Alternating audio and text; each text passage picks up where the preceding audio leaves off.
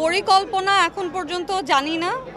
যখন আসলে এক্স্যাক্টলি পরিকল্পনাটা হবে অবশ্যই আমি আমার সাংবাদিক ভাইদেরকেই সবার আগে জানাবো।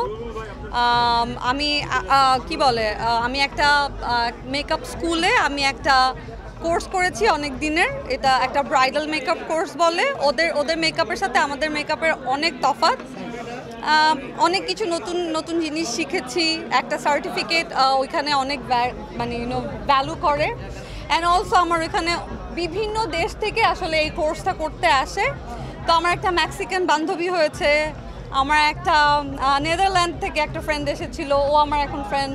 তো আমার মজা লেগেছে আর কি সবার সাথে। অ্যান্ড আমি প্রথমে ওদেরকে জানাইনি যে আমি একজন অ্যাক্ট্রেস। তো পরে যখন আমার তখন মেকআপের ইনস্টাগ্রাম অ্যাকাউন্টটা খোলা হয়নি, তো আমি যখন আমার ইনস্টাগ্রামটা ওদেরকে সাথে শেয়ার করেছি then they was like oh God you are famous.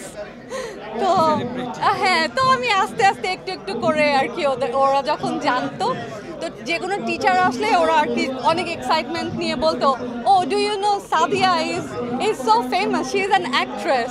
And একদিন মজা করে ওরা গান শুনতেছিল, তো এমনিতে ফান করে বলতেছিল ও আমরা এখন সাদিয়ার গান শুনবো। তো আমি অ্যাকচুয়ালি আমার গানটাও আমি ওদেরকে ইউটিউবে দেখাই। তো এভরি টাইম আমি ওদেরকে অনেক সারপ্রাইজ দিই।